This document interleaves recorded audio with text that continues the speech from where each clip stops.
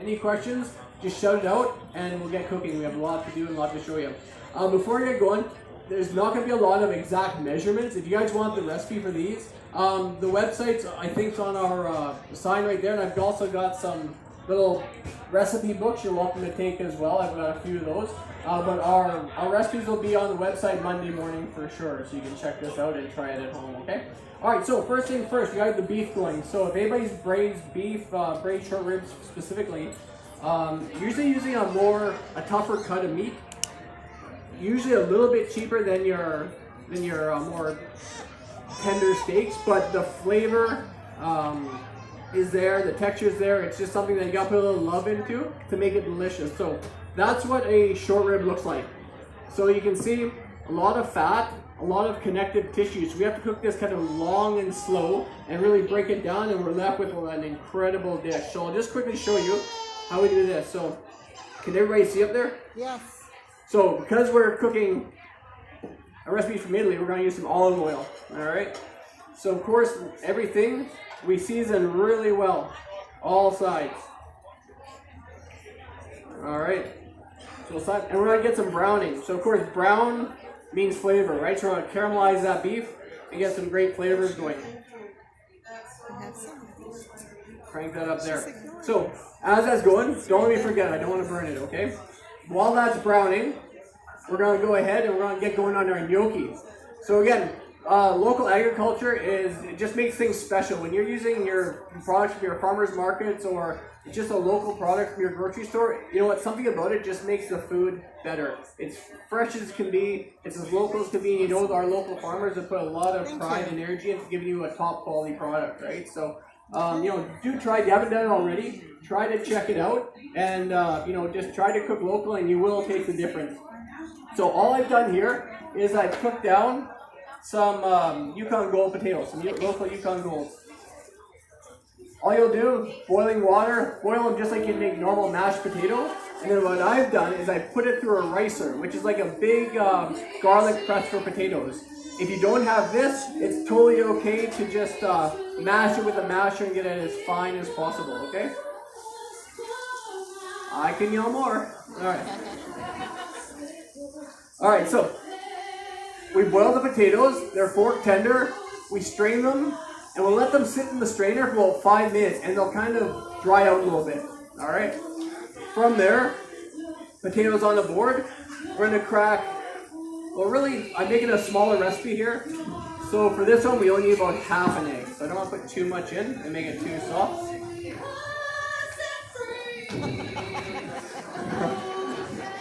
Alright, we're going to meet guys. Alright, so the recipe online will be a bigger batch where you can feed a whole family, right? But this we're just going to do a little sample. So I'll put about half an egg in there.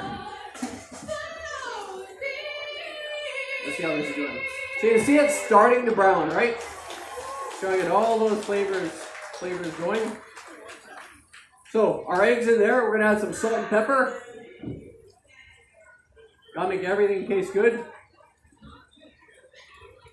Okay. And we've got flour. Just gonna mix it in there. What I loved about traveling to Italy was things were just simple. It was kind of my philosophy, right? Just really good quality food cooked really simply. And that was it. It was some of the most delicious food I've ever had. So from here, what we're gonna do, we're just gonna start to kind of squish this all together. And this is easier when the potatoes are warm. Alright, so it's going to work. Don't be shy, just get in there. And it becomes something when you do it more and more, it really becomes something you do by feel. So depending on how moist your potatoes are, will depend on how much flour it will bring in, right? But gather all this up. You're going to have a really soft, I wouldn't say sticky, but it will be a little bit sticky. All right. So that's what we're looking for, okay, gang? Kind of darker brown, the better flavor you'll have. All right. So from there, we'll take it out. We're going to make a little flavor base here. So we've got all our fat in there. Here we've got some onions, some celery, some garlic, and some tomatoes. and some carrots, sorry. We're just gonna brown those down, okay? You're gonna cook this for about 5 or 10 minutes. Really start to brown your vegetables. Again, brown means flavor. You want nice, rich, deep flavor. And so what we're doing here is we're just building layers of flavor, right? So we're starting and we're just adding until the final product is gonna be incredible. All right, so we'll cook this down 5 or 10 minutes till it starts to brown. In goes a little bit of tomato, a little bit of crushed tomato, some beef stock, okay, and of course some nice local BC red wine. All right, we'll cook that down. Beef in. All right. When you're making your beef, you want the liquid to come about halfway to 2/3 up the meat. Then we've got an oven about 350.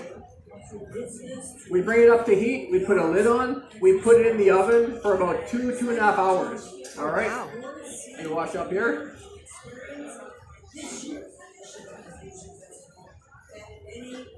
All right. So the pan into the oven.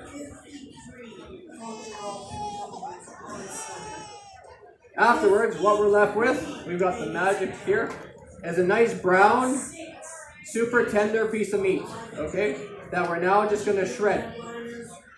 Once your beef is cooked, you're going to strain it out, but don't get rid of all that liquid. Save that liquid, because that's going to go into your tomato sauce next, okay, so it's all kind of tied together, all right? So I'll show you that next.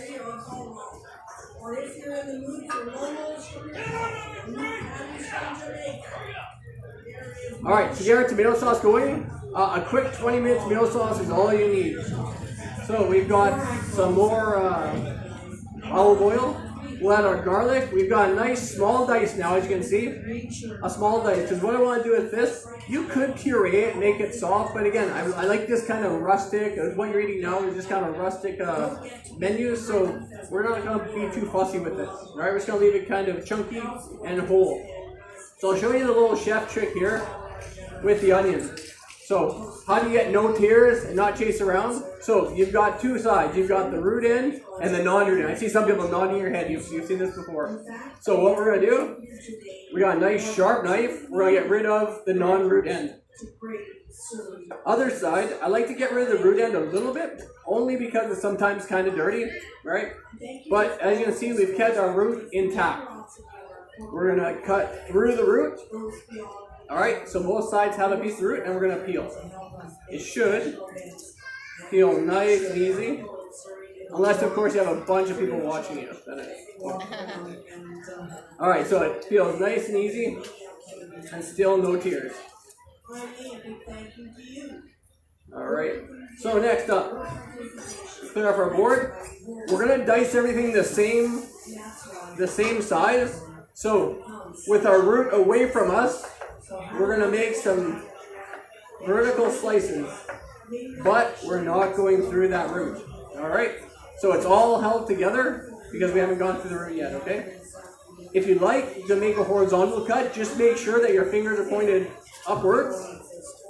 Okay? So now we've got a whole bunch of horizontal cut, a whole bunch of vertical cuts, and it's all staying together because you've kept that root intact. Alright?